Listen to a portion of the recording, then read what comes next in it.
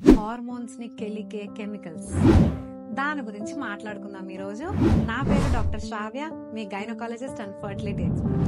అసలు ఏంటండి కెమికల్స్ అంటారు, ఇవి మనల్ని ఏం చేస్తాయి? ఇదో మహాసముద్రంలే. దీనిల గురించి అందరికీ తెలిసిపోతే పెద్ద పెద్ద కంపెనీలే మూతపడిపోతాయేమోనని ఇవన్నీ మనకి ఏం తెలియనివ్వరండి.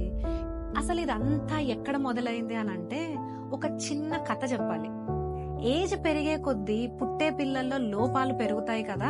అసలు ఏజ్ కి ఎగ్ క్వాలిటీకి ఉండే సంబంధం ఏంటో తెలుసుకోవాలని ఎలుకలతో ఒక స్టడీ చేసింది పెట్రిషియా హంట్ అని. కానీ తానొకటి తలిస్తే దైవం వేరొకటి తలుస్తాడని, అక్కడ ఏజ్ తో సంబంధం లేకుండా అన్నింటిలోనూ క్వాలిటీ తగ్గుతుందట.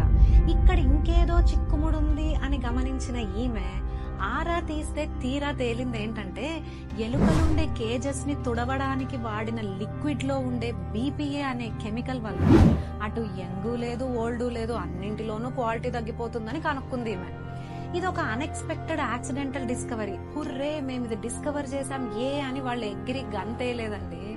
మన హంట్ అండ్ వాళ్ళ టీమ్ ఎంతో బాధతో, అరే మనం రోజు వాడే ఈ కెమికల్స్ సైలెంట్ కిల్లర్స్ లాగా స్లోగా మన జీవితాల్లోకి పాకేస్తున్నాయి, అసలు మానవ మనుగడ ఎలారా దేవుడా అనుకుంటూనే వాళ్ళు ఈ స్టడీ పబ్లిష్ చేశారు. ఇంకా ఈమెది చెప్పంగానే వచ్చేసాయి తగుదునమ్మా అని. ఈ బడాగాళ్ళందరూ ఎక్కడ ఈ కెమికల్ బ్యాన్ చేస్తే తమ ఇండస్ట్రీస్ మూత పడిపోతాయేమోననే భయంతో వాళ్ళు ఈ స్టడీస్ ని మళ్ళీ రిపీట్ చేయించారట. చిన్న చేపను పెద్ద చేప, చిన్నమాయను పెనుమాయ అంటే ఇదే. తీరా ఈ పెద్ద చేపలన్నీ ఫైనల్ గా ఏం చెప్పాయో తెలుసా? No one can repeat that hunt study అని చెప్పారట. ఎందుకురా నాయనా అంటే, వాళ్ళ స్టడీస్ లో అట ఈ కెమికల్స్ కి ఎక్స్పోజర్స్ వల్ల ఎగ్స్ లో సెల్ అరెస్ట్ అయ్యి మొత్తానికే అవి సచ్చేపోతుంటే నువ్వు క్వాలిటీ తగ్గిందంటావేంది హంట్, నీ స్టడీ తప్పు పో అని చెప్పారట. Dead egg or abnormal egg, no healthy baby either ways. అప్పటి నుంచి గత కొన్నేళ్లుగా రీసెర్చ్ చేసి ఈ కేటగిరీలో బీపీఏతో పాటు ఇంకా చాలా కెమికల్స్ వస్తాయని కనుక్కున్నారు. వీటన్నిటికీ ఒక బిరుదు కూడా ఇచ్చారు, అదే ఎండోక్రైన్ డిస్రప్టింగ్ కెమికల్స్, ఈడిసి అంటే హార్మోన్స్ ని కెలికే కెమికల్స్. దీనిలో ముద్దుగా హార్మోన్ డిస్రప్టర్స్ అని కూడా పిలుచుకోవచ్చు. అసలు హార్మోన్స్ అంటే ఏంటి? మనం చిన్నప్పుడు చదువుకున్నాం, గుర్తుందా? ఎండోక్రైన్ సిస్టమ్ అని.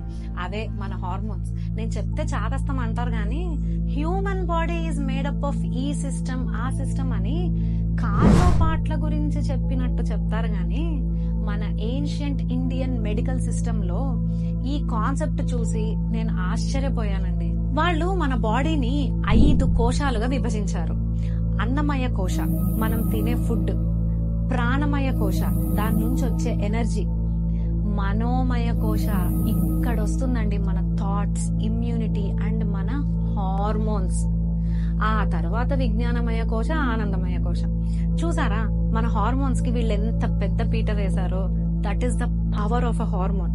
హార్మోన్స్ అంటే జోక్ కాదండి, they can make you or break you. మీ మూడ్, స్లీప్, ఆకలి, యాక్టివిటీ, గ్రోత్, మెటాబాలిజం, సంతానోత్పత్తి, కన్సీవ్ అవ్వాలన్నా, డెలివరీ కావాలన్నా, పిల్లలకి పాలు ఇవ్వాలన్నా మనకు కావాల్సింది ఈ హార్మోన్సే.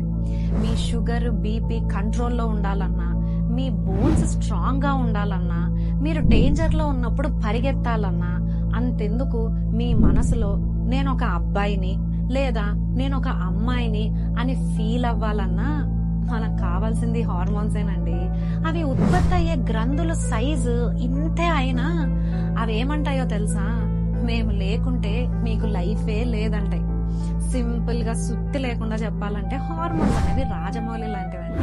పెద్ద పెద్ద యాక్టర్స్ ఉన్నారు, మంచి కథ ఉంది, అద్భుతమైన సెట్లు వేశారు, కానీ రాజమౌళి లేకపోతే ఇవన్నీ వేస్టేగా. మరి నువ్వు కూడా ఒక బ్లాక్ బస్టర్ హిట్ కావాలంటే అది నీ హార్మోన్స్ వల్లే సాధ్యం. అవి బ్యాలెన్స్ లో ఉంటే నువ్వు సూపర్ డూపర్ హిట్. అవి ఇంబ్యాలెన్స్ అయ్యాయా నువ్వు అట్టర్ ఫ్లాప్ అవుతావు. అంతేకాదు, మరీ ముఖ్యంగా జాగ్రత్తగా ఉండాల్సింది ఎవరో తెలుసా? గర్భిణీ స్త్రీలు. తల్లిలో హార్మోనల్ ఇంబ్యాలెన్సెస్ ఉన్నా, తల్లి ఎక్స్పోజ్ అయ్యే కెమికల్స్ వల్ల బిడ్డలో హార్మోనల్ ఇంబ్యాలెన్స్ అయినా పాపం ఇంకా అప్పుడప్పుడే తయారవుతుంది కదండి బేబీ, మ్యానుఫ్యాక్చరింగ్ లో ఉంది. సో ఇలాంటివి వాళ్ళ ఫ్యూచర్ లైఫ్ మీద కొన్ని లాంగ్ లాస్టింగ్ ఎఫెక్ట్స్ కాజ్ చేస్తాయి. ఈ పరిణామాలు ఎంత పవర్ఫుల్ తెలియాలంటే జురాసిక్ పార్క్ లో ఈ సీన్ మీరు చూడాల్సిందే. ఇక్కడ ఉన్నవన్నీ ఆడజాతులు, మగజాతు లేదు. పార్క్ లో ఉన్నవన్నీ ఆడజాతి నెల చెప్పగలరు. దాని డిఎన్ఏని మేము కంట్రోల్ చేస్తున్నాం. అదేం పెద్ద కష్టం కాదు. ఇక్కడ ఉన్న ఈ గుడ్లన్నీ ఆడజాతికి చెందినవే. వీటికి కొంచెం ఎక్స్ట్రా హార్మోన్స్ ఇస్తే ఈ ఆడజాతాన్ని మగజాతిగా మారే అవకాశం ఉంది. కానీ మేము అలా చేయం. ఒక్క హార్మోన్ ని కెలకడం వల్ల అక్కడ అన్ని ఫీమేల్స్ అయినా అసలు మేల్సే లేవా? How is it possible? మనుషుల్లో జరిగేది కూడా ఇదేనండి. Female XX, male XY first 2 months ఒకే మాదిరిగా పెరుగుతారు. ఎలాంటి హార్మోన్ ఇంటర్ఫియరెన్స్ లేకుంటే అది అమ్మాయిగా డెవలప్ అవుతుంది. కానీ మన హీరో XY కి టెస్టోస్టిరోన్ అనే హార్మోన్ వచ్చి, అరే నేను అబ్బాయిని, మనం డిఫరెంట్ గా డెవలప్ అవ్వాలి అని కమ్యూనికేట్ చేస్తేనే అది అబ్బాయిగా మారుతుంది. మనం అక్కడ ఆ హార్మోన్ ని కట్ చేస్తే వాడు అబ్బాయిలానే పుడతాడు. కానీ గర్భసంచి ఉండదు, అండాశయాలు ఉండవు. అయినా సరే వాడి మైండ్ లో వాడు అమ్మాయిలానే ఫీల్ అవుతాడు. So your jeans can only decide your sex, but a hormone has the power to decide your gender. ఇప్పుడు అర్థమైంది అనుకుంటా. ఒక్క హార్మోన్, ఒకే ఒక్క హార్మోన్. మరి ఇంత పవర్ఫుల్ హార్మోన్ ని ఈ తొక్కలో కెమికల్స్ ఎలా గెలుపుతాయి అంటే వాటి స్ట్రక్చర్ అలాంటిదండి. BPA స్ట్రక్చర్ ఇదైతే మన హార్మోన్ ఈస్ట్రోజన్ స్ట్రక్చర్ కూడా ఇదే, same to same. Body confused. మన హార్మోన్ ని కూర్చోబెట్టుకోవాల్సిన రిసెప్టర్ కాస్త దీన్ని కూర్చోబెట్టుకుంటుంది. ఇది ఊరుకుంటుందా? నకిలీదైనా సరే గెలుకుతుంది. హార్మోన్ వాల్యూమ్ పెంచొచ్చు, తగ్గించొచ్చు, లేదా స్విచ్ ఆఫ్ అయినా చేయొచ్చు. చేస్తే చేసిందిలే ఇప్పుడేంది అంటారు. మీకు ఇలా కాదులే గాని, చేతికి దెబ్బ తగిలితే ఏం చేస్తాం? కట్టుకుంటే తగ్గిపోద్ది. జలుబు వస్తే మాత్రలు వేసుకుంటే తగ్గిద్ది. పోనీ లివర్ సిర్రోసిస్ వస్తే లివర్ ట్రాన్స్ప్లాంట్ చేయించుకుంటా, దాందేముంది? అదే ఒక హార్మోన్ ని కెలికితే ఎలా ఉంటుందో మా శివగామి చెప్తది, వినండి.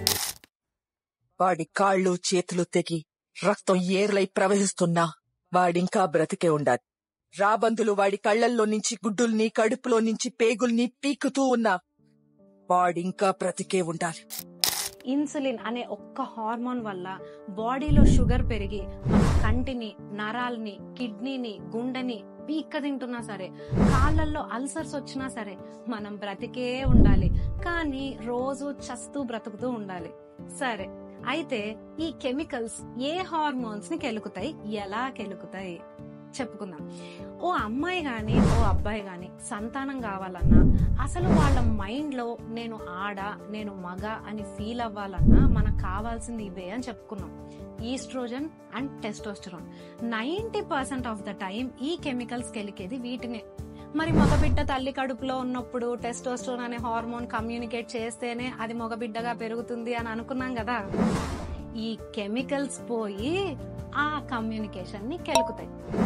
దానివల్ల ఆ పిల్లాడిలో 100కి 100 పాళ్ళు రావాల్సిన మగతనం 80 పాళ్లే రావచ్చు. ఈ ప్రభావం వాడి ఫ్యూచర్ ఫర్టిలిటీ మీద ఖచ్చితంగా ఉంటుంది. అందుకే తరాలు పోయే కొద్దీ మన హీరోలు సినిమాల్లో మగతనం అంటున్నారే, అది బాగా తగ్గిపోతుందండి ఈ కెమికల్స్ వల్లనే. Sperm quality issues. ఈ మొండి మరకలు నువ్వు సర్ఫ్ ఎక్సెల్ వేసి ఉతికినా పోవు. మరి అదే చెప్పేది, మాకు వంశోద్ధారకుడే కావాలి అని గోల చేసే అత్తలు మామలు కొంత ఇంట్లో కడుపుతో ఉన్న అమ్మాయిని జాగ్రత్తగా చూసుకోవాలి. అయితే మరి కడుపులో ఆడబిడ్డ పెరుగుతూ ఉంటే తల్లి ఇష్టారాజ్యంగా ఉండొచ్చా అంటే కానే కాదండి. ప్రతి అమ్మాయి పుట్టేటప్పుడే తన లైఫ్ లాంగ్ ఎగ్ బ్యాలెన్స్ తో పుడుతుంది. అదే దేవుడిచ్చే బ్యాంక్ బ్యాలెన్స్. దాంట్లో నుంచి డెబిటింగే తప్ప ఇంకా క్రెడిటింగ్ ఉండదండి. మీ అమ్మతో పాటు మీ అమ్మ ఎగ్స్ ని కూడా పెంచి పోషించింది తన కడుపులోనే. ఆ ఎగ్ నుంచే కదా మీరొచ్చింది. సో టెక్నికల్లీ మిమ్మల్ని కూడా మీ అమ్మమ్మ మోసినట్టే. అలానే మీరు కూడా మీ అమ్మాయిని కడుపులో మోస్తుంటే ఒకటి బాగా గుర్తుపెట్టుకోండి, మీరు తీసుకునే పోషకాహారం, మీరు ఎక్స్పోజ్ అయ్యే కెమికల్స్ స్ట్రెస్, ఇమోషన్స్ ఇవన్నీ మీ అమ్మాయిని మాత్రమే కాదండోయ్, మీ అమ్మాయిలో పెరుగుతున్న గుడ్డు నుంచి పుట్టబోయే మనవడినో మనవరాలినో కూడా ప్రభావితం చేస్తాయి. కాబట్టి 2 తరాల ఆరోగ్యం మీ చేతుల్లో ఉంది. అందుకే మన పెద్దోళ్ళు నువ్వు అసలే ఒట్టి మనిషివి కావు అని అంటూ ఉంటారు.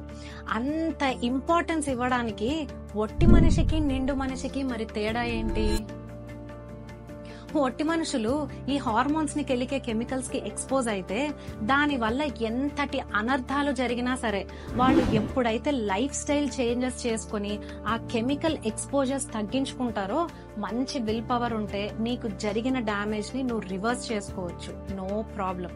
అదే నిండు మనిషి అయితే మీ బొజ్జలో ఆడబిడ్డ పెరుగుతుంటే ఆ బిడ్డ మీద, ఆ బిడ్డలో తయారవుతున్న గుడ్ల మీద గాని, మగబిడ్డ పెరుగుతూ ఉంటే ఆ బిడ్డలో 100% పని చేయాల్సిన టెస్టోస్టెరోన్ ని గెలకడం వల్ల కానీ ఆడ మగ ఇద్దరిలో మొండి మరకలు. ఇవి రివర్స్ చేసుకోవడం అంత ఈజీ కాదండి. సో ఎవరు దీనికి దూరంగా ఉండాల్సింది? ప్రెగ్నెన్సీ ప్లాన్ చేసుకునే కపుల్స్, గర్భిణీ స్త్రీలు అండ్ ఎదిగే పిల్లలు. వచ్చే వారం మళ్ళీ ఇంకో ఇంట్రెస్టింగ్ టాపిక్ తో కలుద్దాం.